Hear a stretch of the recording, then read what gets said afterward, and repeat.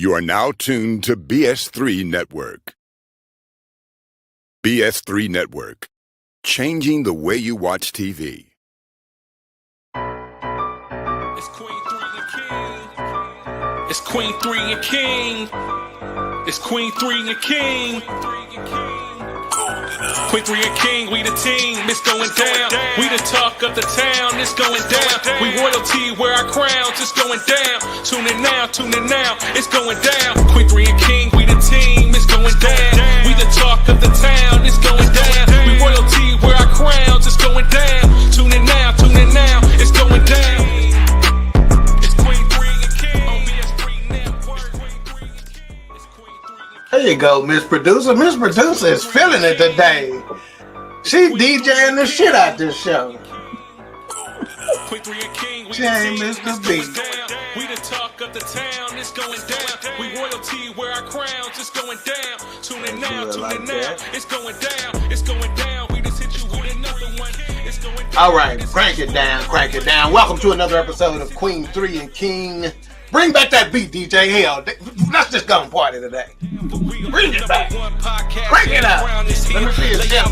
Carpet, they heading to the throne. Just need that crown in the mic and the topic is on. Got to give them a show. Have all the people applaud and hit up the baby queen because the street is talking. Hi, welcome to another episode of Queen3 and King. I am your host, King Dog. Let me just straighten up my shit. We on the rise. Girl, I didn't say bring it back. All right, I'm gonna bring you on. You ain't got your mystical bonnet on today. You better behave over there. All right, welcome to another episode of Queen3 and King. I'm your host, King Doc. We got a special all-star guest panel today. We will get to their introductions in a moment. I assure you this will be some powerful, healing, marriage-saving stuff that's get talked about today. Unfortunately, the season queen couldn't be here and the baby queen couldn't be here. They are in contract negotiations with BS3 Network. So hopefully those will get ironed out soon. But we do have, we'll start with, we'll go ahead and do our housekeeping, I guess. We're live on Roku. Search BS3 TV and download today with 4 exclamation points. Oh, I'm not supposed to read those. Go ahead. The website is bs3network.com. You can find us on our Roku channel at bs3tvlive.com. If you hadn't downloaded it, please do so. So you can sit and watch us on the big screen. Our YouTube viewers, please click the like button, subscribe, and hit that notification bell. Please. We're trying to pay for college. All right, introductions. We got the educator queen here. She's also known as Meba, TT. And she got a new nickname this week, Box Wine. I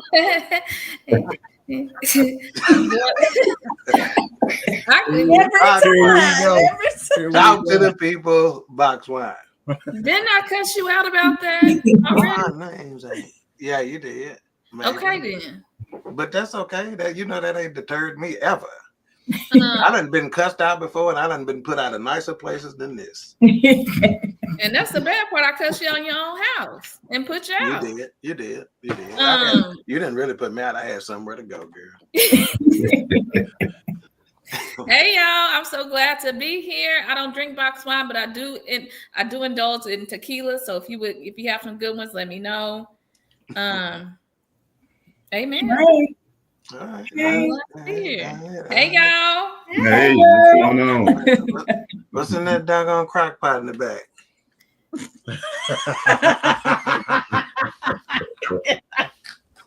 Yeah, now she turning the TV. All right. And next we have some business. My BFF and the Doc. The Doc of Perspective Podcast and my BFF Chef Jeff of This Dope Cooking Show. As always, when we had him on, we're gonna laugh and we're gonna get some amazing information. In fact, I don't think the last time we had you on, we mentioned your book at all, Doc. So let's make sure we mention that again. Let's get some sales up on that because my residuals stopped coming. So we will go to you first, ladies first. So How you doing today, Doc? Talk to the I people. am good. I'm so happy to be here. You know, it's always a great time when we're together. So my name is Toya. I am a licensed professional counselor. I am also the co-host of the amazing Perspective podcast. I host that show with Eric, the Intellect Butler. It is on Thursdays at 7:30.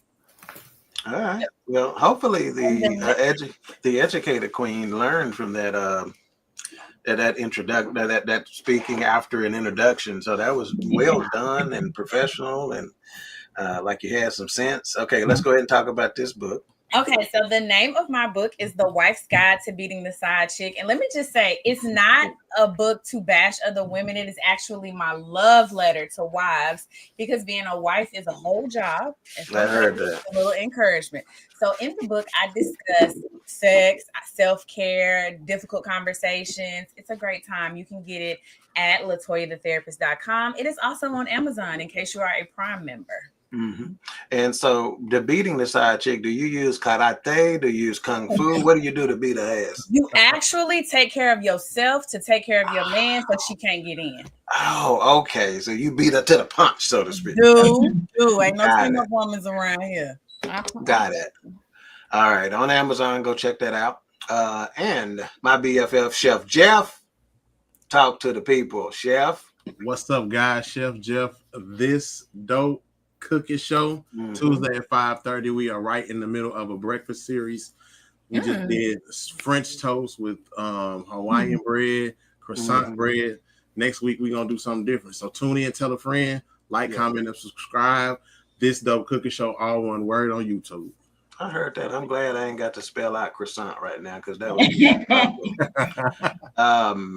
Chef Jeff. Now I'll tell something about all of these guests here in just a moment and their shows, and my involvement in those. And that's not the reason why they own their own, because they're damn good, but I am connected in another way. And next we go to the Johnsons. Marriage is real, because it is. It's real. You know, maybe we need to change the marriage is real. Hell. Talk to us, Johnsons. We start with the Miss Jamie Johnson, who I have been her bodyguard before several years ago. And Jamie, she didn't cook dinner one night, and things didn't go right. Damien didn't like it. I guess he wanted his pot pie.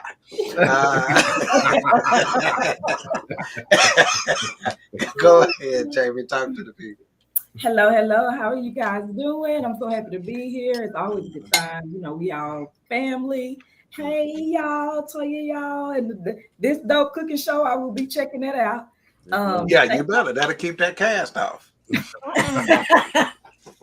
Yeah.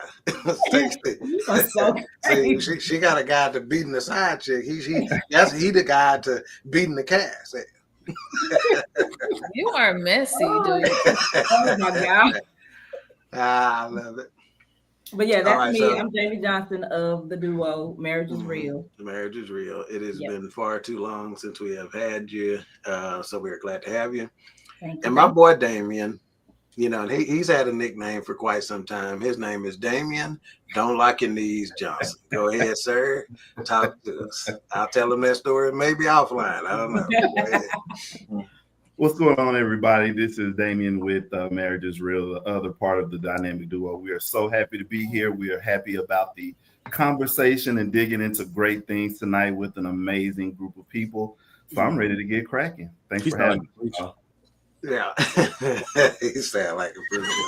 All right, and so my connection with these, I have had the pleasure of either signing or producing or both of these two shows with these great people, with BS3 Network. Even though Marriage is Real is not on right now, I think I got a little something that said they might be coming back soon, and when that happened, oh my God, here we come, Hollywood. And they are up, Miss Producer, if we can put up some graphics. So if you'll look at the very top of the comments, I believe you have the ability to be able to scroll up and check those out. And I will also attempt, I can't do it. Miss Producer, see if you can repost, that link that I put in the comments earlier at the top. The very top 3 comments is the link to something that they are involved in. They are up for America's Favorite Couple. And also, let's put these pretty pictures up that I've uploaded. Let me see if we can get to that. Let's start with that one right there. Boom. Look at him. It ain't good quality, but look at him. Got a hand on the hip, letting the backbone slip. Just a little bit. And let me put that up because that'll give something as well. Again, America's Favorite Couple, the Johnsons, because our mission is to help other married couples through the pitfalls of marriage through inspiration, coaching, and encouragement. Again, that is the link. You can get to that and go vote. You get a free vote, so go vote for them. They are ahead in their group. So go ahead and check them out, support them. I promise you, after you hear what they got to say for this show, you'll see why they are America's favorite couple. I told them today that for a long time, they have been my favorite African Black couple, way before America had anything to do with it. And that's all apologies to the Gilliards because they is right. It'd be 11 minutes of BS at the beginning. Yeah, I know. It's just part of what we do, All right, so let's get into this. Again, we are talking about critical thinking. And let's go ahead and play this video so we can show what inspired it. For those of you who watch Queen3 King frequently, that's where we get a lot of our inspiration at, seeing other podcasts talk about topics. So we come in and break them down with our level of expertise. Go ahead, Ms. Producer. Let's check it out. If we want to talk about criticism, I think the interesting thing about marriage is how much you have to guard yourself from criticizing your spouse. And because the more you criticize your spouse in your heart and your mind, you're going to move that way. And the Lord really just had to show me, you need to change how you think about Preston. That's good. Literally actively. How are you actively thinking about him? Because the way you actively think about him shows up in the way you treat him. That's so and good. The way you pray for him and the way you discuss him with your friends. And so I think I'm learning how critical I can be about him and vice versa, and how some of that is fear, some of that is flesh, some of that are implanted thoughts about your spouse that you actually need to cast out. And so we've both been trying to work on how to think well of each other. That's good. With stuff.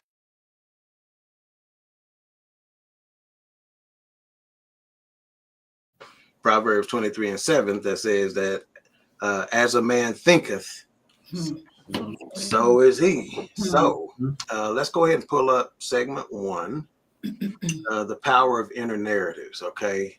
So let's discuss the first question on segment 1, the power of inner narratives.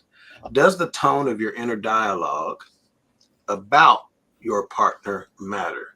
Does the tone, and let me just say this, Doc, you want to know how many times I done used "that's not how I landed" since then, since we had y'all on last week, and I'm like, that's not how I landed, though. Look at how you intended it. In so many walks of life. I use it with business partner, with my mama, with the kids, and they ain't said nothing. They're like, how what landed? I don't say it sometimes, because it feels good to say it.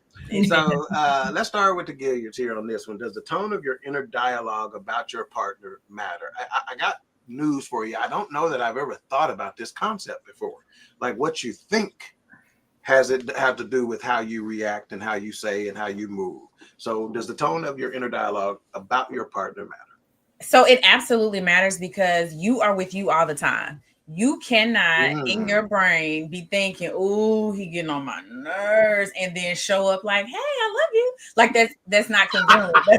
That's not gonna work out, right? So Jamie laughing because she said, "I didn't try it."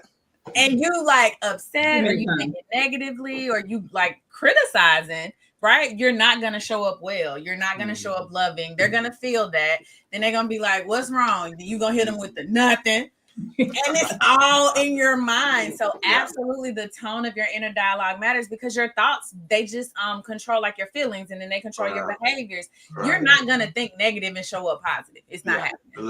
Love it. It's difficult to separate the two. They are not mutually exclusive is what you're saying. Love it. Chef Jeff, anything to add on that, sir? Yeah, I believe so too. Even with the thinking of the nonverbal, it shows up vastly the nonverbal. Keyword. Body language. You know what I mean? You could be thinking you big dummy and you can walk off And it, you know what I mean? It's gonna come out in the way you storm out the room, the way you leave the situation. You cannot say it, but your body gonna speak it. 100% of the time. 100% of the time. Yeah. It don't matter how good you think you masking it, because you're really not. Yeah. Yeah. I think it's a song that says your body is here with me, but you're not on the other side of town. All right. To Marriage is Real and the Johnsons. Does the tone of your inner dialogue about your partner matter? Jamie. Absolutely, yes, it does. I don't know if you remember that old song back in the day, Body Talk. Yeah, absolutely. Your body, absolutely. Your body actually talks. Like what Toya said, what you think in your mind, it is manifesting in your tone, it's manifesting in your facial expressions. And like you said earlier, to her credit, that's not the way it landed. Because in your mind, you really think you like peaches and cream. Like, I didn't even, you in your mind, you like, I didn't say it like that. And he was like, yes, you did.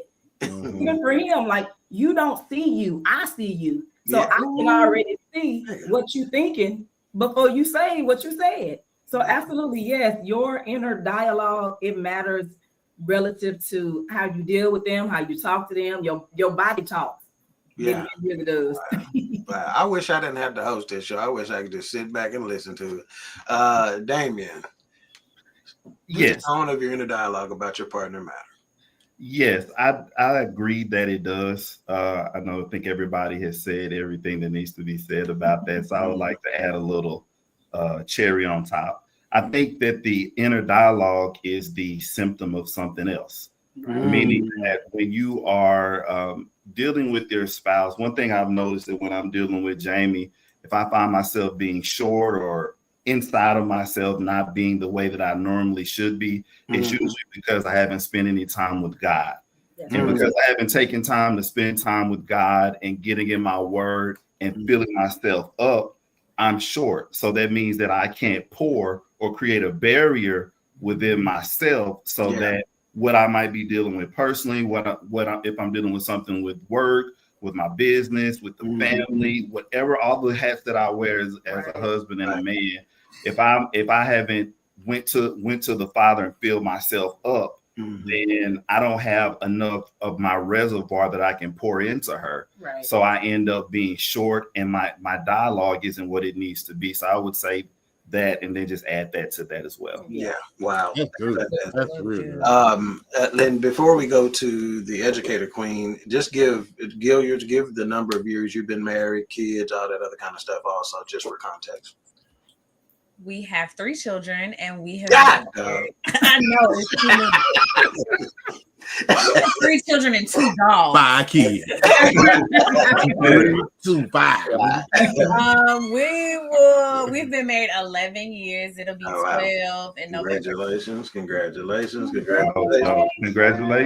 Y'all hit over 10, baby. Yeah, we over there. We over there. All right. And Johnson's, how long have y'all been married? How many kids and stuff like that? So she's, I always say that she's put up with me going in October 27 years. We have been married 27 years. We got 2 kids. Our oldest, Jordan, he's 24. My baby girl, Micah, she is 19. Yeah. And no fur babies because of the allergies. Yeah, Miss Johnson. Miss Johnson looked like she barely 27. What you talking about? Like she's 20. Yeah. Thank you, Jesus. I'm trying to stay on that good side. I got this fan up here, though. You know what that means. And one other thing before, we'll get to the comments. Let's just touch on the comments after we, because I think the intellect said something a little earlier, but after we get the educator's queen comment on this, does the tone of your inner dialogue about your partner matter? Again, I'm not married yet. But I'm gonna be a bad mama jamma when I do, because I'm a sponge when it comes to listening to y'all. How can you be in a room with experts and not take something out? 100. So while everybody made valid points, I do find myself, when I am, dating somebody or whatever the case may be, when I have not prayed or I haven't gathered my thoughts and, taking that quiet time to myself, I do find myself being, look at this, about to come over here. Hey, how you doing? Yeah. So yeah, it is important for you to take time with yourself so that you can be in a better space for your spouse. So yeah. And let me ask you this, because you may not be married yet, but obviously you date from time to time or whatnot, from what I understand. That's what you tell me anyway. Is it a situation to where when you find yourself doing that, like maybe it's somebody you're dating and maybe y'all got getting some time in, and you find yourself at the point to where your internal thoughts are affecting your outward? Is for you, is that time to be like, maybe this one ain't it? Yeah. Because I'm naturally not that person. Like I'm naturally positive when it's, when I'm dating. But when I find myself being like, why is he back over here? Yeah. See, so Toya, and then also Jamie, y'all, anybody who want to add to this, but Toya, see, I asked that question because number one, I'm trying to find a way to tie in the single audience members to be able to get something out of this, right? Not only in preparation, but while they're dating. Because if it can happen in marriage, it can happen in dating. And just because your internal thoughts are feeling some kind of way doesn't mean it means walk away, right? Correct. So add to that, Toya. So when you're single, though, you got to be careful because sometimes when you're single, your intuition is a little bit more heightened. When you get married and settled and together and you feel secure, it kind of decreases a little bit, right? So when you're single, if the instant thought is, oh, why are they coming back over here again? Maybe they don't need to be there. So you do a self-check real quick. Like, is it me? Am I hungry? Am I sleepy? Am I tired? It's not me, it's them. Don't stay too long. Because if you don't want them over there, don't stay too long. They're taking up space. You got him over there when your person, your king, your husband, he can't come because you taking up space with this person. So I say pay attention to that. Okay, love it. Jamie, Damien, Jeff, anybody got anything to add to that? Yeah, I absolutely agree. There's always two sides of a coin. Like, and to her point, you have to take self-inventory. Like, is this me or is this him? Am I on my cycle? Am I emotional? Am I, what happened today? Yeah. Maybe this person triggered something in me. It could be a little bit deeper than just, why he back over. Because it could be, again, I tell him this all the time. We are emotion. Just what it is. Hey, they can be good, they can be bad. But I can feel like that today. And then tomorrow I'm like, why he not back over here? Yeah. Right. So, what I'm saying? So you really have to be careful in those moments when you're trying to decipher, like, okay, is this me? Is this him? But that's one of those things, like you said, when you go to God and you tap into that spirit of discernment, then you will know, because sometimes the enemy is fighting you also for something that may be good, because it's so foreign to what you used to pick. This person ain't like what you pick, but God knows what we need versus us desiring what we want. So that's a whole other thing. But love it. Now, Mika, I usually don't deter you from listening to Doc, but she said, am I hungry? You don't have to think that, because we know it ain't the I'm hungry part of it, because you done probably ate already. Let's get some of the comments that we missed, Miss Producer. Don't cuss him out yet. All right, we got again the intellect on there. Again, the other half of the Perspective podcast. He talked about the chuckle. I don't know who's, Doc's or Mika's or who's. And then we got Ben Sutter III, the gentleman who put the BS in BS3 Network. I see he done posted his little old Super Bowl picture. Cover the Super Bowl looking like he the shit. Don't do that. All right. Now, let me just say this, first of all, about the show. Now, this episode isn't about blame. It's kind of like what Doc said about her book. It's not about blame. It's about awareness for us, and so we want to keep that in mind.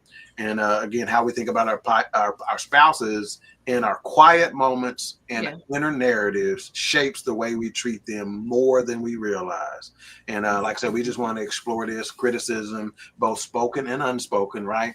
How it shows up, why it matters, and how we can shift toward a more loving, intentional, and that word is, big for me, a more intentional mindset. Okay. So again, we just covered segment one. Again, we all have a mental script about our spouses, right? Are they selfish? Are they supportive? Are they incompetent? Are they inspiring? Hopefully they ain't incompetent, because you shouldn't have been married to. How daily frustrations I think Damien mentioned this, like how daily frustrations can silently rewrite our stories over time.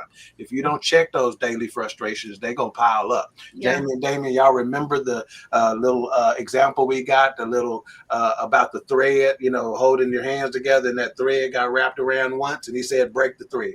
And he broke the thread, and then it wrapped around twice. He said, break the thread. It was easily broken until that thread got about 7, 8, 9, 10. And all of a sudden, just a little bitty piece of thread couldn't be broken because you allowed so many layers to circle around, right? So it gave it more power. Yep. Yes.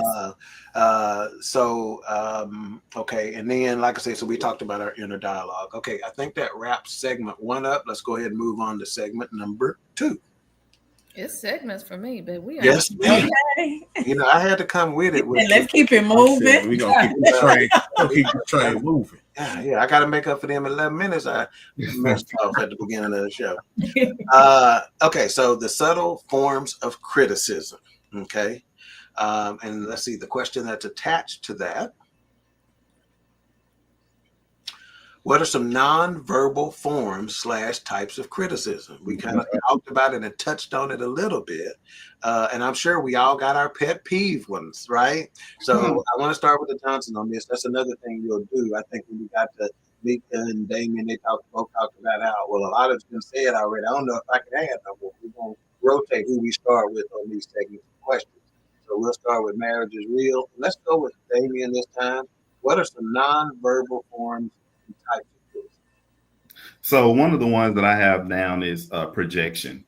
Oftentimes people criticize others based on their own fears, anxieties, or past experiences. Wow, man.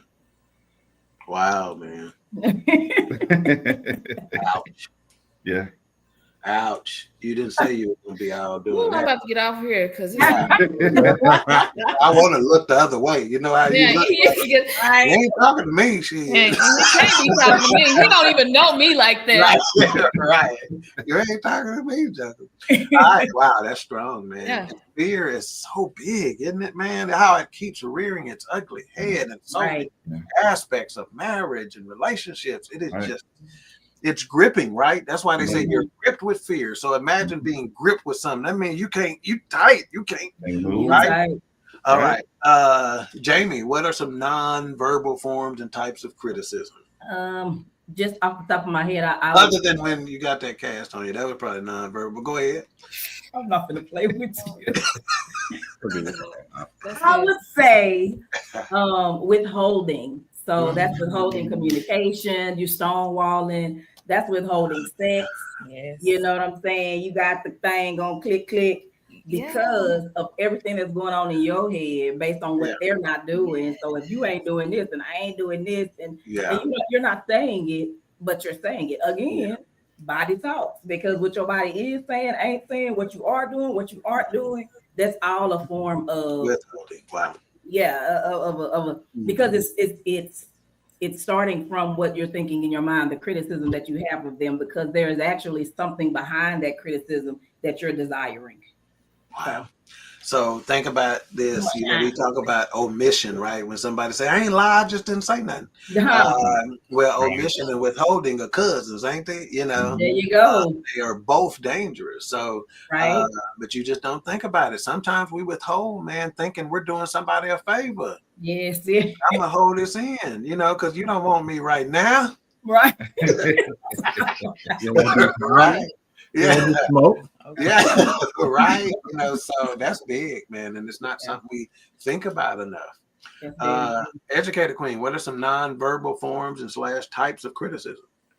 The Lord delivered me from this one because she used to be that girl. First of all, I'm not a thug. I'm a crybaby. Yep. Am I lying to you? Except that one fight in North Texas that supposedly y'all was in the street. Anyway. Baby, and they messed up my new boots. Yeah. I'm still mad about that. Yeah. But get on.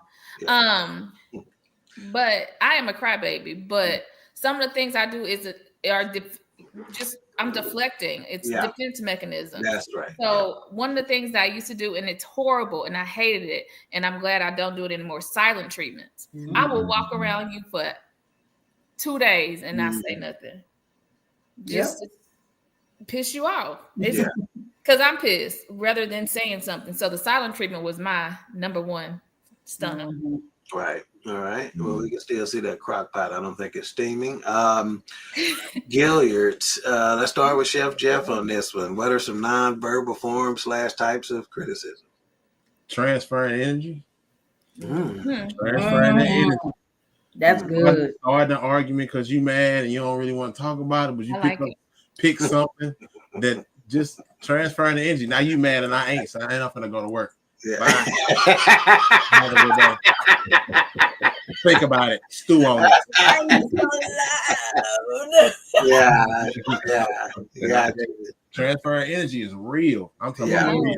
You can be in the perfect headspace and hear something that they say, you like, oh, you get on my nerves. And now you got to deal with it because I gotta go. Bye. Lunchtime, I gotta get the phone. Yeah. Much time. Love it. Toya.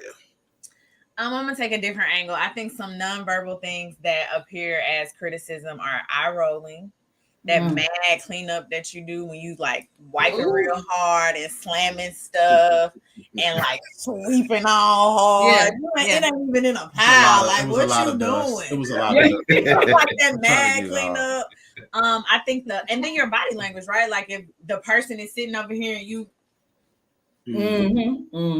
or you watch them do something and then you look at something up and down. Like you watch them clean up and then you go over there like now you ain't clean it up how I wanted to clean up. She didn't say nothing. It was nonverbal. Yeah. I think all of those things are heavy too. Yeah. Toya, add this one to your list because I did it, but the Lord done delivered me again. I'm trying to find a husband. Cooking for yourself. We broke up. We gotta you gonna eat and not feed me? One pork chop, 5 French fries. Mine. I'm gonna add that to the list for sure. I hope they was home food for you. Yeah. If they was just 5 French fries, I hope they was potato wedges so they look thick. So as Toya, we just so accurately said, and there's been some word in me getting these segments together, there's already been some key words and phrases that people have used. And Toya was right there. Eye rolls, cold shoulders, heavy sighs. You gotta explain that to me. You know, I can't. What you over there? You done ran in here? What? You got asthma? Yeah, because somebody breathe. You got asthma? Yeah. And then obviously, you know, we talk about subtle. Again, this segment was the subtle forms of criticism, right? There are some obvious forms of criticism that are maybe even verbal, like nagging, sarcasm, passive aggressive jabs, you know, or whatever. A mental criticism, right? Sometimes because we got this in our head, we rehearse mental thoughts. You know, we label mentally. You know, like they lazy. Yeah. He always late. Shit, he always late. You know, he always say he gonna do something. Don't do. You know, you just in your mind, you saying it to yourself. You know, and you know, Jamie mentioned stonewalling earlier, and what's connected to this subtle forms of criticism. Scientists, and I'm sure you both have probably heard of him, Doc Jamie, is Dr. John Gottman and his wife. Clinical psychologist Dr. Julie Gottman, they did some research and it shows that criticism is one of what they call the 4 horsemen that predict divorce. Right? And criticism is usually the first sign. Really? Okay. Usually it's the first sign. Okay. And one day we'll get into the fact that critiquing and complaining is not the same as criticizing.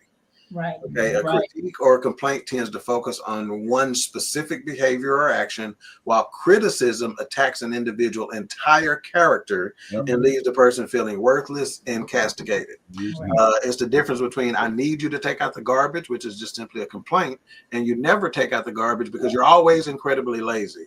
That's a criticism, right? You know. And words like always and never imply the other person has a consistent and negative flaw. Yep. Okay. So that's one of them. And again, and I'm just going to go ahead and name the four. We're not going to get in all of those today, but that is criticism is the first of the four horsemen that predict divorce. Contempt is the second, which is a toxic behavior that is considered the worst of the bunch because it's contempt is our best single predictor of divorce.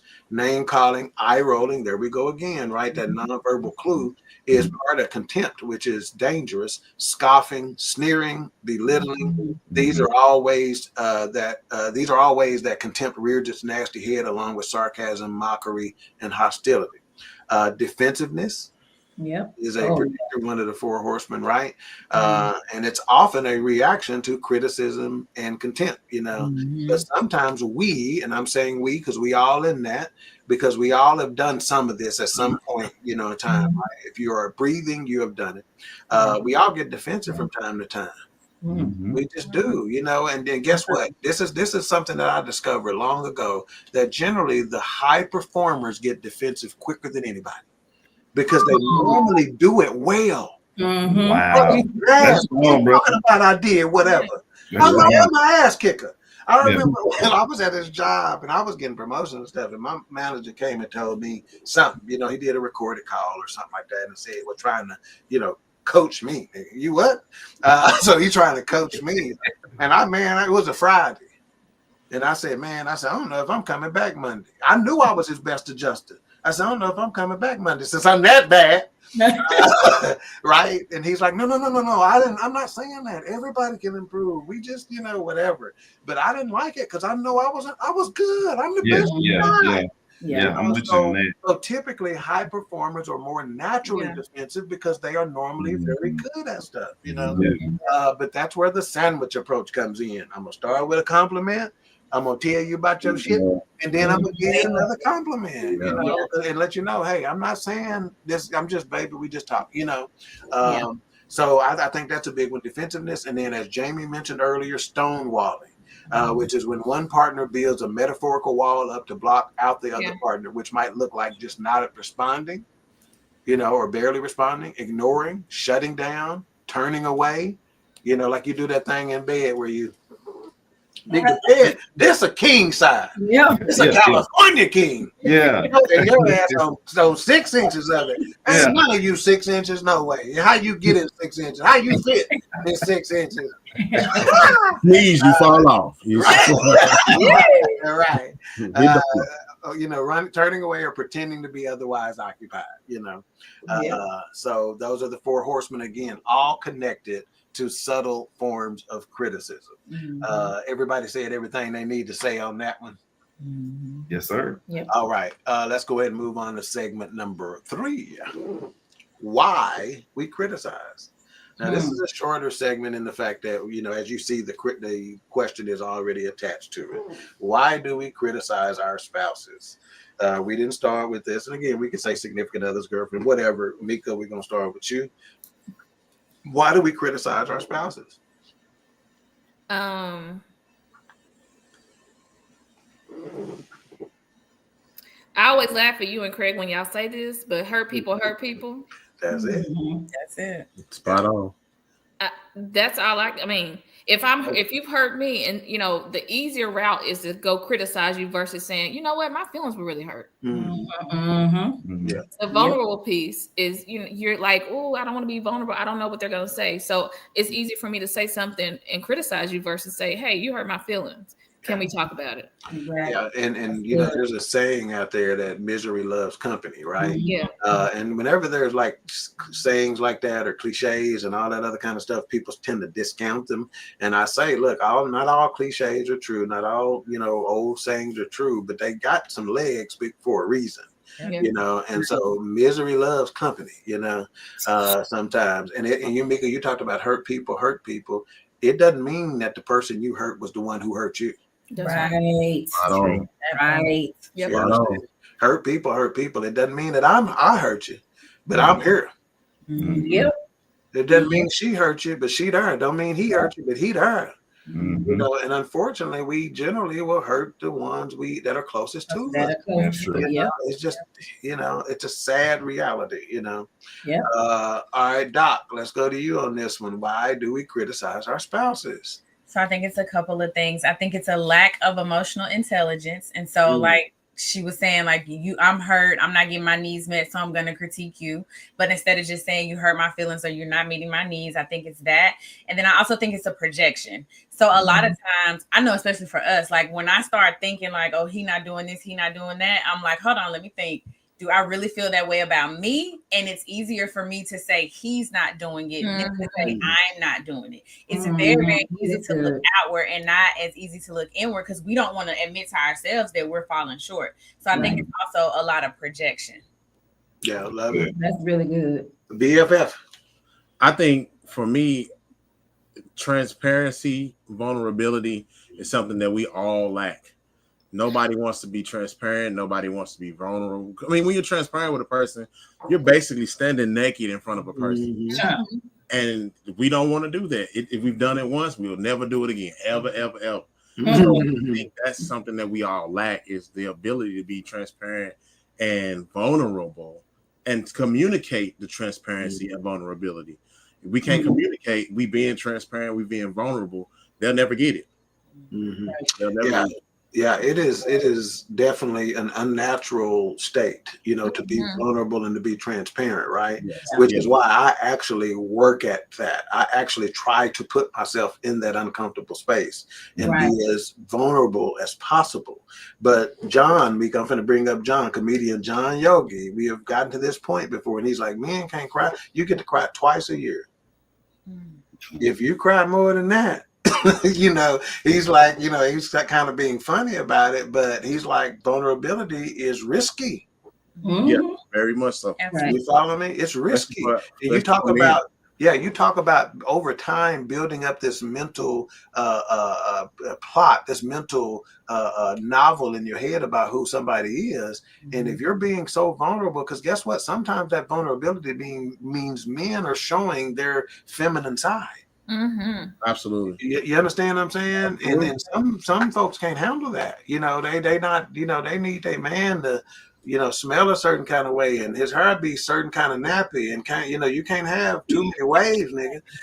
They ain't with it, you know. So if you start being outside, man, you know, be ashy.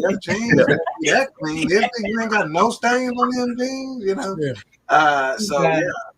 Vulnerability, man. You know, I actively try to work on that, but it's just not a natural state because our minds are rigged to, number one, self-justify, and number two, self-preservation. So if you're vulnerable, that means you're showing your weakness. Like Jeff said, you're naked, and it's like showing your throat to somebody and trusting that they ain't gonna cut it. They ain't gonna cut it. Sure, right. Steely and Mister. Yeah. right. I got both the Gilliards, right? Yeah. Okay. Johnson's, why do we criticize our spouses? I think we are back at Jamie. This is so, I mean, it's so much. It's so meaty. So as everybody was talking, it just brings things to your mind. So based on what you just said, Doc, you said men don't want to be vulnerable because it shows their feminine side. And I would politely disagree with you. It's not necessarily that it's a feminine side, it's a human side. Jesus wept. And a lot of men feel like, oh, if I'm crying or I'm emotional, oh, I'm being like a chick was making me weep. No, Jesus wept when he lost his friend. Jesus had emotion. He sweated blood. And a lot of times, because of how, again, women, the critical thinking, that if this man is crying, oh, he weak or he, you know, whatever. And that doesn't, why are you looking at me like that? Oh, I'm engaging. Oh, okay. He's looking you in your eyes. Yeah, I love it. It's fine. Marriage is real. We have to end it early. Check that out. He ain't gonna be withholding tonight, is it? Oh my God. And so y'all made me lose my train of thought. I was really on the road. And then you said something about he said transparency, and Doc, you said you try your best to be vulnerable, and you mentioned earlier in that intentionality. We have to be extremely intentional about sharing our hearts and sharing our truth with our spouses. And it's just not spouses, like we said, it's your mama, your sister. Like vulnerability is really hard, just period, just our human nature. Because I think Toya might have said that is, to me, the question, why do we criticize our spouse? It's really, to me, a self-preservation mechanism. And I'm speaking from experience. I'm raising my hand first because a lot of times the most insecure people are the most critical people. Yes. You are projecting what you feel about yourself, as many of us have already said, onto them. It's like, well, why are you wearing that? Because that's gonna make me look away. Why should he got them socks on? You know what I'm saying? Like the criticism ain't even about them, it's more about you and your insecurities about how you think somebody gonna feel about you. And a lot of times, like you can't not have criticism without it being a self-protection mechanism, because you may really feel like you're undeserving of whatever it is you're wanting this person to do for you. A lot of times with the criticism is, I've heard it said, behind every criticism there's a wish. Like I'm saying, you always do this and you don't never do this, because there's something about what you're saying that you want them to do. Like you always leaving your shoes or whatever the case in the middle of the floor. I really wish you would clean up more. You know what I'm saying? So it's more to it than just what we, what it is. So that's what I feel like. That's why we criticize our spouses a lot of times, is because of something that's going on internally inside of them. The difference between the symptoms and the causes and all that kind of stuff. Right on. And you mentioned sweating blood, and I'm telling you right now, if you're a man and you've been married, you have sweat blood on the way home. At least once. Yeah, at least once. Damien, why do we criticize our spouses? So I'm gonna take it again from our perspective. Sometimes we will criticize our wives because of our egos. Oh wow! Yeah, tonight. You think because of your position, you feel like you should be challenged to provide clarity on the direction that you want others to follow. Y'all see me feeling well, this is Queen3 King, and we're out. Drop the mic again. Lord, so again, that's one of the things we've been talking about a lot lately. Our men is our ego, dealing with our ego, and women deal with pride. And so in our ego, a lot of times we feel like, because of my position as the head, as the man, I don't feel like I should be challenged in anything just because of the position. You may not have proven yourself. You may not have performed up to the expectation of what needs to be done and performed. But because I have this title, and I mean, we've all worked for people and dealt with people before that they hold the position of manager. But if I meet you out in this parking lot, it's me and you. You know what I'm saying? So you take that and you don't interpret that correctly. So you could use that and be criticizing towards your spouse because of that reason. Love it. And let's get a comment, and then I'll wrap this particular segment up with a couple of notes. Looks like cousin Lena Trailer said to cover up our own insecurities, and I think somebody mentioned that as well, and I think that is absolutely spot on. So again, criticism is typically, and somebody said, Jamie said it, a wish. Criticism is often a distorted expression of a need. I'm not feeling seen. I'm afraid I'm alone in this. Okay, there's fear again, right? And again, it can come from fear, exhaustion, resentment, or feeling stuck, right?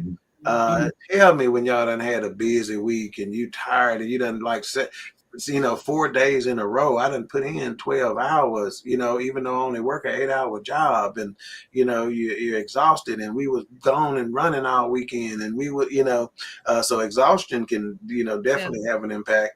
Resentment or feeling like you're in a rut, like you're stuck, right? And again, another thing we did not mention, but it's real for a lot of these things, is sometimes it's modeled behavior. Right? Learned patterns from childhood homes. It's what you saw. It's what you know. Like Mika said, as we're kids and we're a sponge. People, whether parents know it or not, we are actively teaching our children how to be married, how to be married, how to be a husband, how to be etc. Or not, or how not to, or not. Yep. How not to. Yep. All right, let's go to Virgil Kane. I think Virgil is related to the Kane in that dope movie.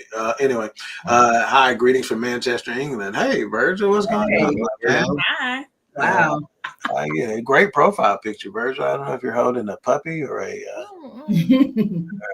fur coat or something. All right, glad to have you. Please comment and give us your thoughts on this topic, sir. All right, let's go to segment number 4. All right, segment 4, the cost of chronic criticism. Okay, and obviously we all know what we mean by chronic. John is not on the show. I don't think we have any other South Oak Cliff graduates, so most people here know what chronic criticism is. Where did we start the last time? We started with me. I think it's the Gilliards. Okay, the Gilyard, and I believe it's Chef Jeff, or is it Toya? Which one of y'all? You want to go first, man? Okay. Ladies first. Sure, I got it. All right, what's the cost of chronic criticism? I think in a relationship, the cost is going to be your relationship. If somebody is consistently criticizing you, you are going to shut down. There'll be communication barriers. There'll be resentment. There'll be withholding. So I think ultimately the cost is the relationship. Because, and now personally, if someone's always criticizing you, it's also going to cost you like your self-esteem, impact on your mental health. So it's a lot, and we always have to be careful and just because words matter. Words are important. You never know how your words are going to tear down someone else or tear down something else, i.e. your relationship. Right. That's good. That's really good. A little bit. I don't even say nothing. You got that, boo thing. Yeah. You got to go off camera for a minute. We'll be back. Why do I feel like I'm on the Newlywed Game or something like that? What was it? Where couples is outside, your answer match tears and shit like that. Because you can't lose it. You can't lose that, and you can't lose that camaraderie, that friendship. Yeah. You can't lose that. Love you it. gotta always keep that going. Love it. Very true. Yeah, wrestle every now and then. They wrestle. She'll stop. You wrestle, she'll stop withholding. I promise you. You wrestle. Put that full Nelson on. Go ahead, Damien. You was about to say something. No, I was gonna say if you're from the South, wrestle. Right. All right, Jamie. Is it Jamie first on this one? Okay, go ahead. Oh, okay. So, a couple of things that it can do. It can cost you the feelings that you have within the relationship.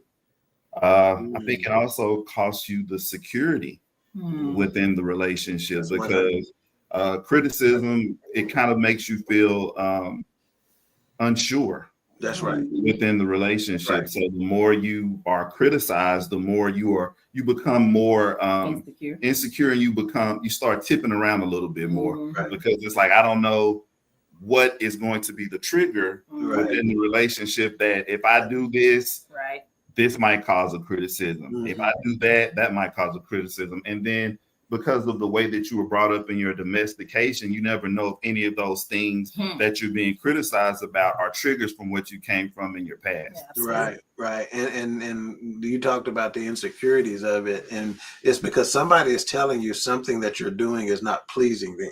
And so our minds know that if I'm doing something that's not pleasing you, you may not stick around. Yeah, you understand what I'm saying? So there's a fear there, to where it's like, especially if you don't have the confidence to think you can correct what you're being criticized about. Right. You know? Or here's the deal, right? Mm-hmm. There's also some critiques that well, I'm good on that most of the time, but that I can't erase that completely from life. Mm-hmm. That's going to happen from time to time. And if I'm getting criticized about it, oh my God, what's going to happen when that happens? I can tell you, I'm going to give my best at controlling that, but sometimes that just happens, right? So you're right. There's a insecurity that comes with it, you know. And let me just add one little piece to that as well. Sometimes the criticism could be because you're not doing it the way that they want it done. So it may not be that there's anything wrong with it. It's just that you're not doing it the way that I prefer. Like if I fold my towels, it's like that. And now there's nothing wrong with the way you're doing it. It's just that you're not doing it the way that I want it done. Yeah, so that's another reason that so are you saying I shouldn't? Are you saying I shouldn't refold them, or wait till she leaves the room to refold them? What do I do? What do you leave them so she can fold them? No. You just fold it and we say thank you. No, I'm the one probably who's more particular about how they're folded. Unfortunately, and it's like that's a whole other conversation. They display better this way. That's another conversation. That's another episode. Yeah. Hopefully, all apologies to her, but I think this is such a light when I can kind of give some, real life talk about it. But we have literally been sitting on the bed, talking to each other, having a good time. We folding towels. Every towel she fold, I refold it right now. I don't even know if she noticed it half the time. Or she just left you to keep the peace. I just keep talking and telling jokes, and I'm refolding Sometimes every you time. Gotta let them to keep the peace, Mika. You're right. But it's so funny that topics like that are so light, but they can be so damaging, man. It's light. So even the person who is the Toya and Doc of the thing, like for us, it's a dangerous thing to say I want it folded this particular way, because I'm not trying to hurt you by that, by saying that or anything like that. It's just a preference, and if you don't care about it, then let's do it our way. If you do care about it, let's come to an agreement on how we're going to do it. But if you don't care about it, let's do it like this. Yes. Or just leave them in the basket. He said, just leave them in the basket. Leave them in the basket. We're going to use them anyway. I'll go get you an empty basket. Hey, a wrinkle tile don't dry you off the same way when it done been folded. No. They're all going to be wet in the end anyway. Yeah. Okay. Wow. Towels is the real thing. I wasn't gonna put a whole bunch of this guy comments up here, but he done said something that worth talking about. Is the chick at the top left single asking for a friend? You gonna get some Manchester Eagle. Won't you send your bank account information over, and we'll see how single she is, Miss Virgil. Oh my goodness. Y'all help me. Where do we leave off? I interrupt. It was between Shoot your shot on the Mary show. Okay. Damien had said, right? It's Jamie's turn. Okay, go ahead. I agree with what everybody has said. It's basically the cost of criticism is the breakdown and the decomposition of the relationship. Pretty much. Yeah, and just so everybody knows, we're really talking about chronic criticism. We're not saying that every now and then, and it's well done and well thought out and all that other kind of stuff. Yeah, Virgil, we know who you're talking about. Top right, we got you, sir. And we're gonna go check out your song. He put a song in the comment section that he had just posted, so we're gonna go check it out. What genre is it, Virgil? Just let us know that, sir. All right, Mika, the educated queen. What's the cost of chronic criticism? Confidence. Confidence in yourself, confidence in the relationship, confidence in your spouse. I think, and once you lose confidence in all of those, that's hard to recover from. So confidence. Yeah. And just so you know, the forecast talks about it frequently. Our private chat is $4.99 a month. Same thing for the Queen3 King. If you want a copy of the transcripts of our private chat, it is a low cost of $4.99 a month. And you can see all the good shit. All right. So for me, again, I think people have said it, right? They talked about insecurity and self-esteem. So chronic criticism damages trust and emotional safety. right? Which is something, right? It kind of even ties into the vulnerability, right? I don't have any emotional safety if I can't be vulnerable and it gets, it's not handled properly, and it replaces curiosity with contempt. Your spouse begins to feel like a project, not a partner. That's good. And over time, it shifts the whole atmosphere of a relationship. Yes, it does. Yeah. Wow, that's strong. The only projects I want is at work. Say that again. The only projects I want is at work. Oh yeah, I heard that. I heard that. And don't want too many of them. All right, segment number 5. This probably will be our last segment. Yeah. All right, reframing our thoughts. Okay, so this is really going into, and we'll just touch on this a little bit because this need to be a part 2 of it, right? Is how we've talked about, what's damaging about this and what critical thinking, how important it is, and some of the pitfalls of it, right? So we're going to just touch on how do we reframe? So now we're going to work on getting out of it and moving into an action plan and preventing it and all that other kind of stuff. So let's start with Mika on this one. Reframing our thoughts. How do we reframe our thoughts? Remember, we talked about how it's the story we write in our head about it. It may not be true. It may be partially true. It may be based on prior relationships. How do we reframe our thoughts? 2 things for me, and 2 things. Accountability partners. Have somebody you can call and say, hey, does this make sense, or am I overreacting? And they're able to tell you, hey girl, you're being crazy. And number 2, prayer. Because sometimes the Holy Spirit will tap you on your shoulder and say, Mika, that's you. Real quick. So I would say accountability partners and prayer. Okay. All right, let's go to Toya on this. How do we reframe our thoughts? So I'm going to say 3 things. Prayer. I love that. But then also check the facts. A lot of the times the narrative that we're telling ourselves might not be real. So is the person really tripping, or what did they actually do? What's the facts of the situation? So always check the facts. And then gratitude. Have an attitude of gratitude. And I know it sounds corny, but it's difficult to be angry when you're thinking about all the wonderful things about your spouse. They didn't fold the towels properly, but they made that French toast dinner that you put in those smash. So it's cool, right? Like, what's something positive? And so stop and focus on gratitude. Yeah. That is big, focus on the positive. And again, y'all both mentioned prayer, and the scripture actually backs that up. Focus on that which is good, of good report, et cetera, et cetera, et cetera, Okay, Chef. I'm gonna go with self-checking. You gotta check yourself. It's a minute by minute, hour by hour, day by day. Right. Check in with yourself. Because you could be tripping about what happened at work. You didn't take that work hat off. Now you at home with the work hat on, the house hat, the husband hat, and you blowing up at everybody because someone the trash can was still on the street when you pulled up. Something like that. Come on, sir. I got an amen without the amen. See, you have to really check yourself, because why are you blowing up at these people and they ain't done it? You ain't seen them since 6 a.m. So you got to check yourself. You got to think about, is this really worth setting it off right now? Do I love this woman that much or not enough to make it that bad or that good? You got to check yourself. Yeah, and I want to say something that I constantly think about: opponents versus teammates. We are not opponents. Right. We are not opponents. We should be pulling in the same direction. That's Ultimately, we have agreed on the fact that we want the same things. Right.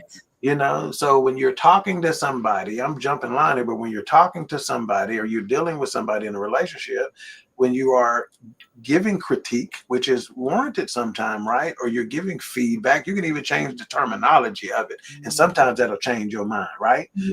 Different terminology. When you're giving feedback from a position of improvement. Let's improve ourselves as a couple, because what you do affects our relationship. What she does affects our relationship. What he does affects our relationship. So let's improve this for us. Or whatever, which may mean I need to remind you before I go into, I love you. I ain't going nowhere. Right. I need you to do something for me. Mm-hmm. I need you to think about something. And sometimes you're not even asking them to do it. Sometimes instead of asking somebody to do something to change, ask them to give it some thought first. Mm-hmm. Can you think about something for me? And watch how that changes and reframes what we think about it. You Absolutely. know? And hey, I'm no professional. I'm no doctor. I just play one on TV. You ain't on no TV. Jamie, I am Roku TV. Roku TV. You better watch yourself. You You know, know, He put himself on there. Again, she need to check herself. Why she need to check herself? Check herself. Yeah, for you, Yep. rickety, wreck yourself.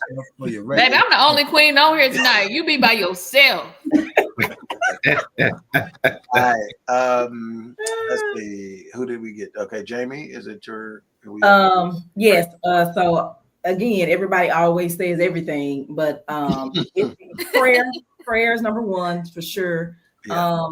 Like Chef said, you first. It starts with you first. Check yourself before you wreck yourself. All the whys. Why is this? Is it me? Whatever the case may be. And then just remember your why. Like, why are we together? I love this man. He loves me. Like she said. He didn't fold the clothes, but he go to work every day. That's right. Everyone work. She is spot on. You're spot on with that. Both of us work. He helped take care of our kids. He changed pampers like Nelly and the Shanty, but we ain't gonna go there. Yeah. But remember just Call me sis after the show. Let's talk about it. And love covers a multitude of sins. So remember that is mine. Yes. That is mine. That's the key. Yes. That's the key. So you worry about your own self. Worry about your own self. Yeah, and here the deal. See, Jamie, when I say that is my scripture, and I think about it frequently, because love is what it's supposed to be, right? What we believe it to be. God is love, right? And it says love covers a multitude of sins.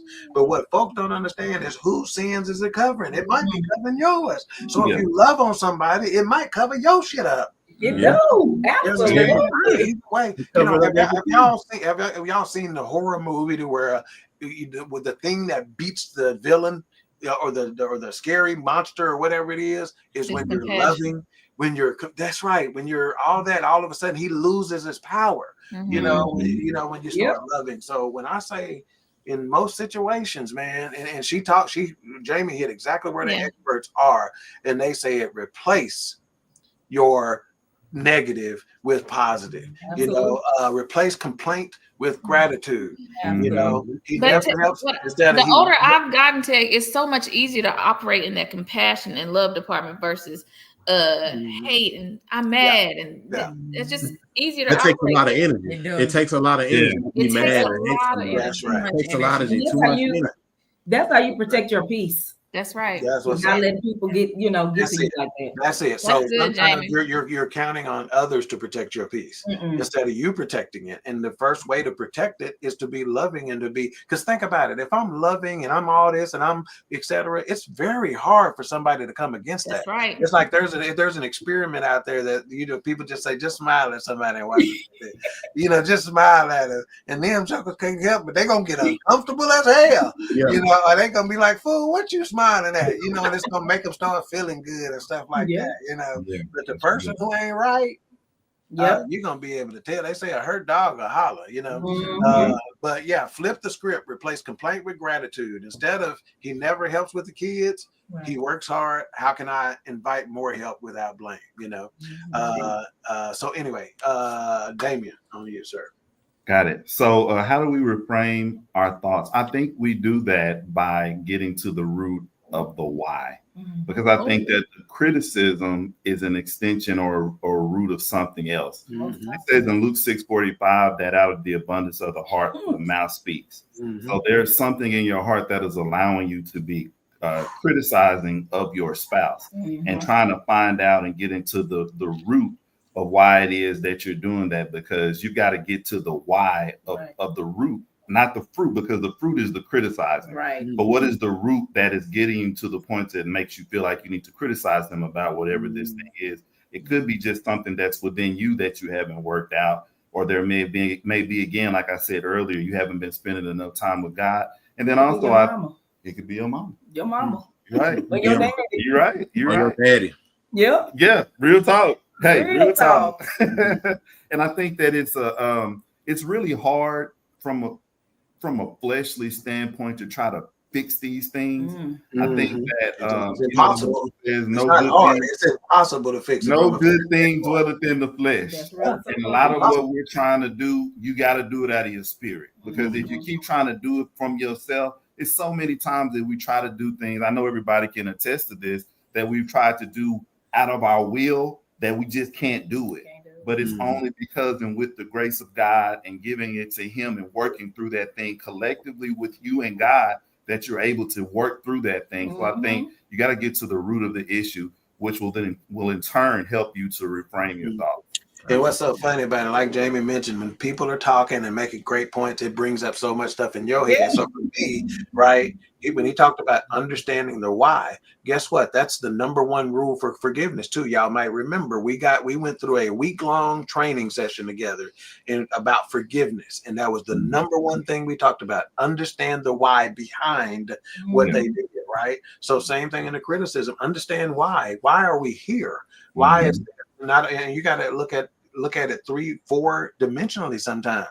Why is it affecting me? Why is it? Why are they doing? You know what I'm saying? You got to understand the why all the way around. And if you can get some understanding, you know, and all you're get an understanding. Absolutely. The why, because the why will likely let you let down your walls and be like, okay, that makes sense. I had no idea. I thought you were just being an asshole. Right.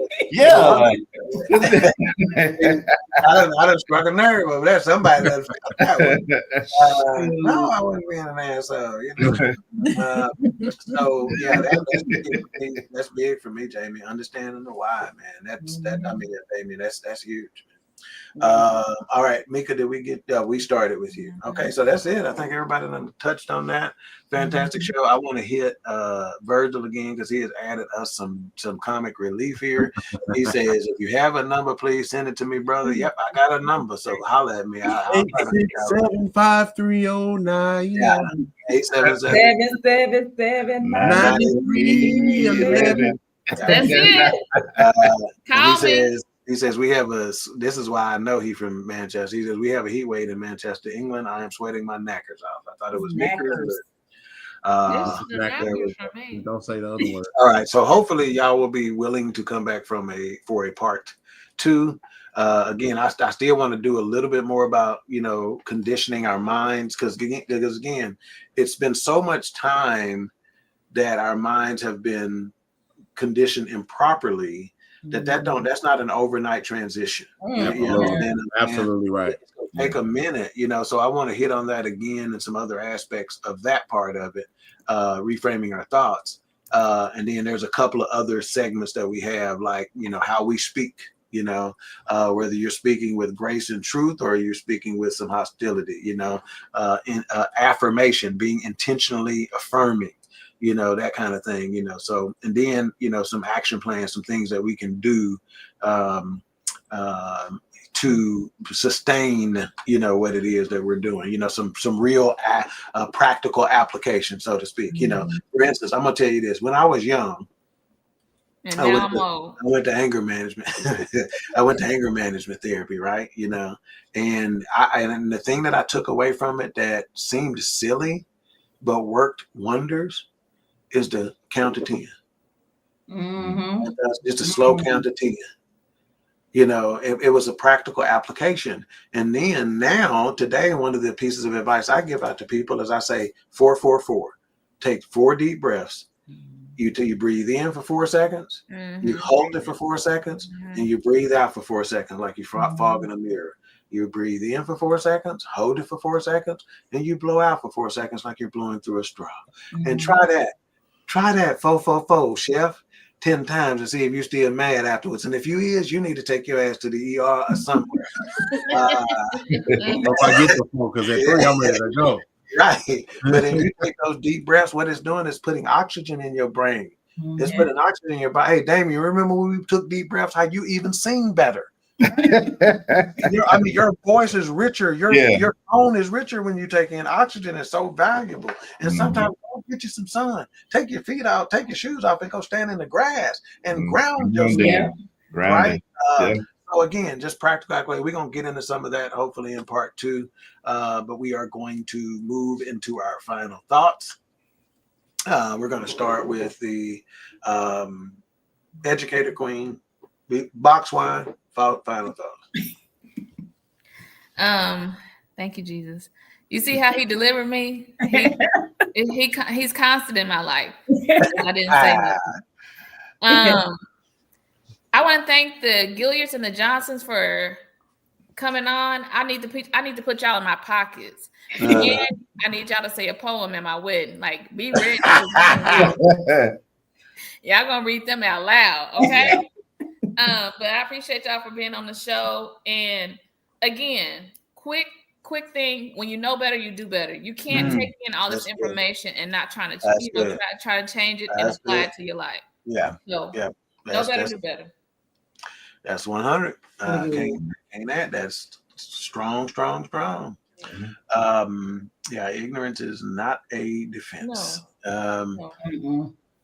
Doc, final thoughts.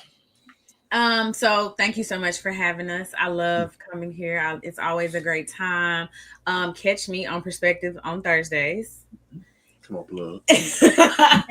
And my final thoughts are always check your internal dialogue because you are with you all the time. And so if you thinking nasty thoughts, you're going to show up nasty. I love that. Check your thoughts. I love that.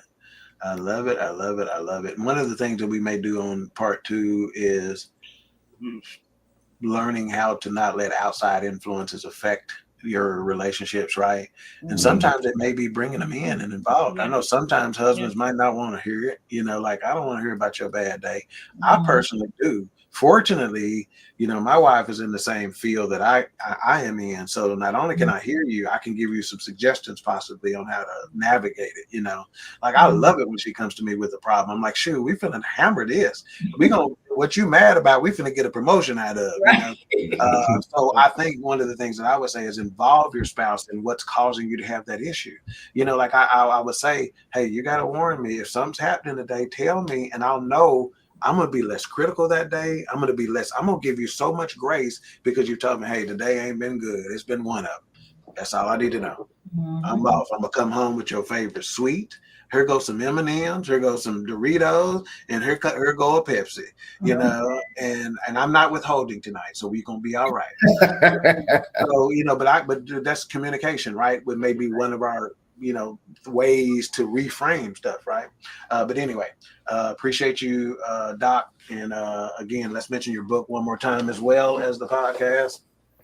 So the name of my book is The Wife's Guide to Beating the Side Chick. You can find it at latoyathetherapist.com. You can also find it on Amazon. It is my love letter to wives because we need it. We need the encouragement, we need the support, and go buy it now.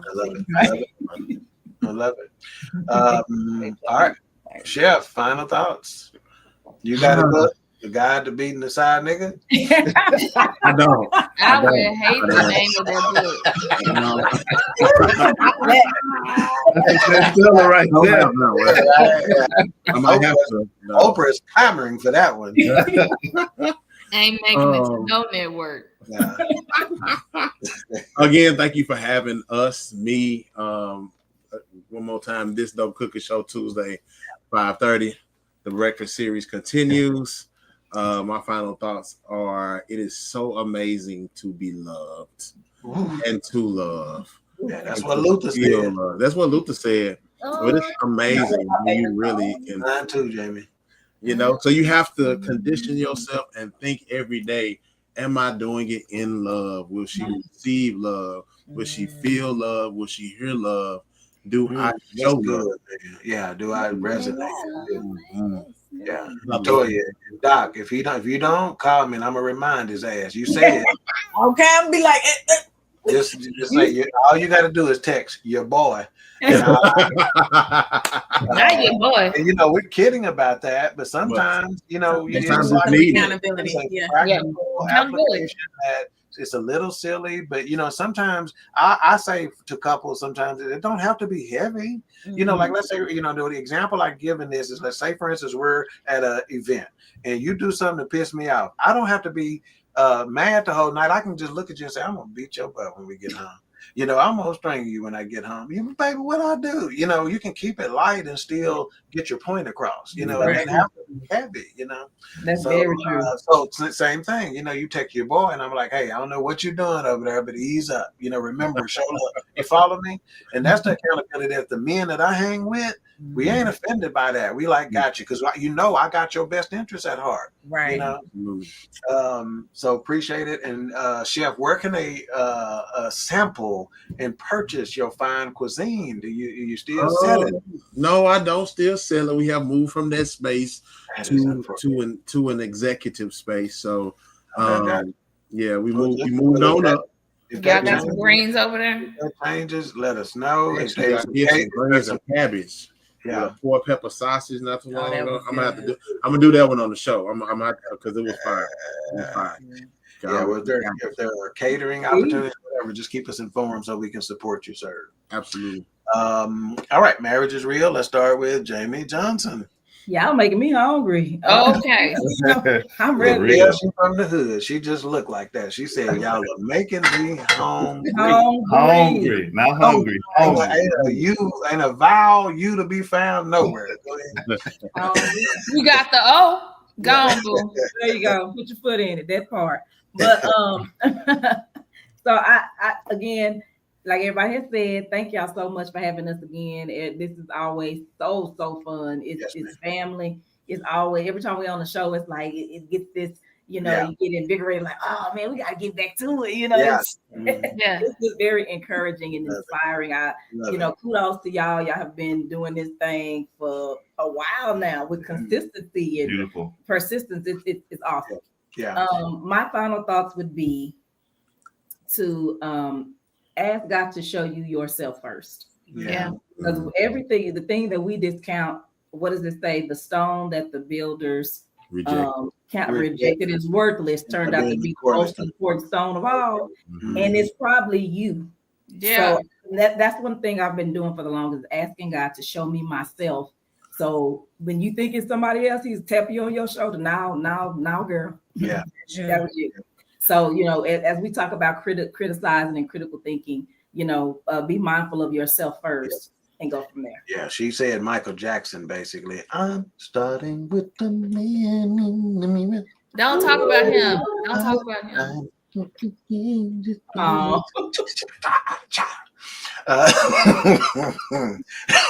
Why is Michael Jackson so funny to me? Okay. Damien, please, final thoughts, sir. I tickle myself with Mike just thinking about it, man. Like, when did you think of that? When did you think to do that? I mean, like, what were you doing? What were you in the studio doing? Yeah, all of it. Right here. All right. It's a lot. It's a lot. Sorry. Like Jamie said, thank you guys again so much for having us on the platform. It is always a pleasure. One thing I have come to find after you've been married to someone for so long, you begin to share the same thoughts, because she literally pulled the information of my final point out of my brain and gave it to everyone before I could say it. So I probably should have went before you. But yeah, that was exactly what I was going to say, was start with yourself. But at least I had a different Bible verse, which was, you know, don't talk about the speck in somebody else's eye when you got a lot of reward. So go ahead and start with yourself, work on yourself. Self-mastery takes a lifetime. So as long as you have you to deal with and work on, you got enough stuff to work keep with. You occupied. You're occupied for the remainder of everything is what I would say. And then I would again like to reiterate, I appreciate Doc for talking about the contest that we're in, America's Favorite Couple. You can Google it, pull it up. We're really trying to get the Marriage is Real message back out there as much as we can, because our goal, we would love to host a marriage conference here. So that's one of the reasons that we're really trying to get this done, so we can do it for real, like not no bootleg stuff, but a real quality thing where we bring people in. We've made a lot of great connections. We want to do something to represent the kingdom of God. So y'all go vote for us. doing all right, but it ain't over till it's over. Yeah, Marriage is Real has had some very key guests on there, some significant guests on there.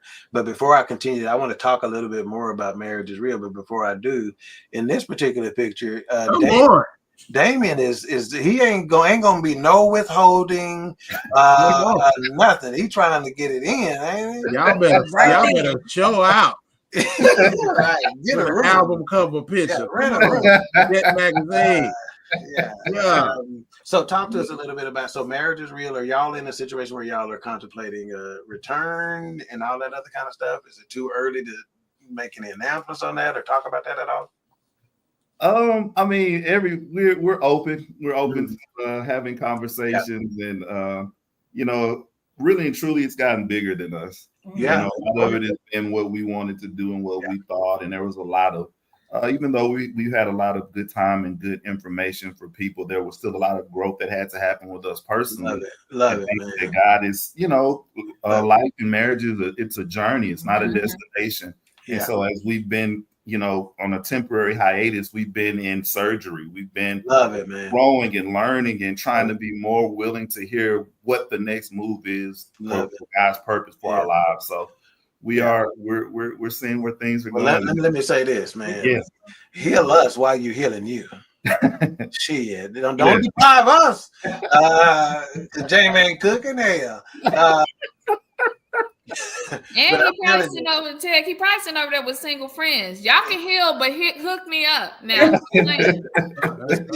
I told y'all before that, you know, being, you know, the position that I am, part owner of BS3 Network, and at the time I was creative services director, and so I'm checking in on shows, right? So I go check in on, you know, Marriage is Real, and I was just trying to do a check-in. Hey, I'm here, y'all. Got your support. Keep rocking, and I could not turn it off.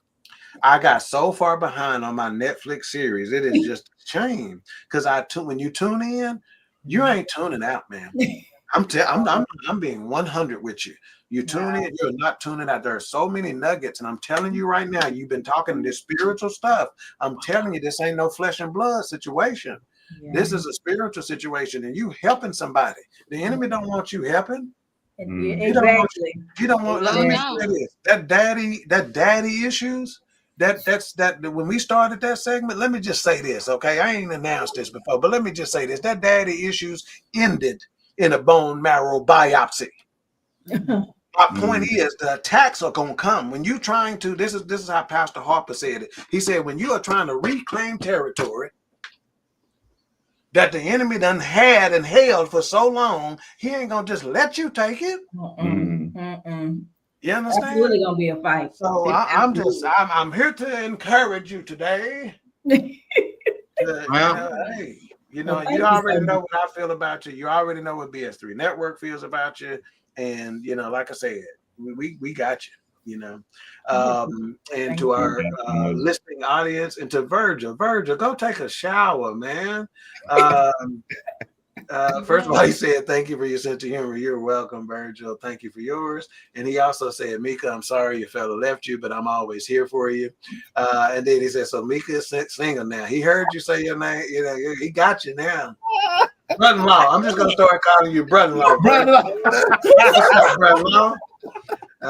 And he said, I will forward it to brothers. I appreciate that, man. You know, he's talking about the America's Favorite Couple and stuff like that. He's going to get it forwarded out and stuff like that. Thank you. Yeah, have him vote, Virgil. It's a free vote, man. Have him do it. We appreciate it. And beauty getting them, Mika. That beauty getting them, girl. Yeah. You keep flipping that hair. She said. You keep flipping that hair. Behind the ear. Go behind the ear. I personally think it's the crock pot he saw. He think there's some roast or some shit in there.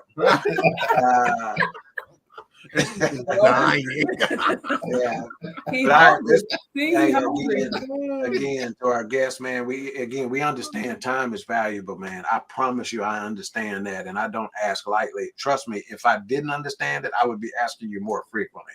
But it's because I know. It ain't because I don't want you. It's because I'm being sensitive to your time.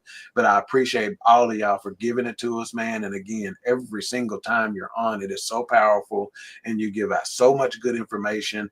This is definitely one that I go back and listen to. Me and the queens, I always talk about, man, we be texting sometime at night. I'm looking at this. I'm listening to this again right now, because it's so good. There's so much stuff. I don't want to miss any of it, right? Mm-hmm. So again, we thank you for your time. And if you'll stay in the green room when we shut down so we can thank you again. Miss Producer, get us out of here. We'll see y'all next week on another episode of Queen3 and King. If we can get the other queens out of jail. I mean, contract negotiation. Bro, bring the hook in. Queen3 and King, we the team. It's going down. We the talk of the town. It's going down. We royalty, wear our crowns. It's going down. Tune in now. It's going down. It's going down. We just hit you with another one. It's going down. We just hit you with another one. It's going down. We just hit you with another one. Tune in now. We just hit you with another one. It's Queen3 and King. It's Queen3 and King. It's Queen3 and King. It's Queen3 and King.